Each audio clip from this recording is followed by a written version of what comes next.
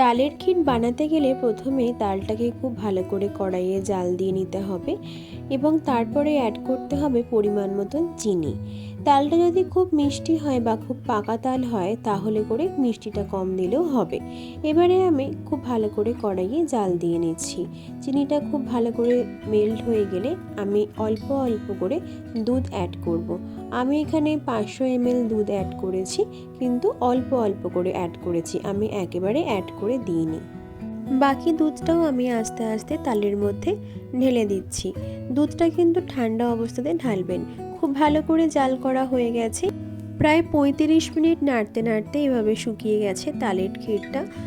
এরপরে আমি অ্যাড করব কিশমিশ এবং কাজু বাদাম। খুব ভালো করে আবারও আমি মিশিয়ে নিচ্ছি। মিশিয়ে নিয়ে আমি আরও 5 মিনিট এভাবে নাড়তে থাকবো। তৈরি হয়ে গেল তালের ক্ষীর। কেমন লাগলো অবশ্যই কিন্তু আমায় কমেন্ট বক্সে জানাবেন।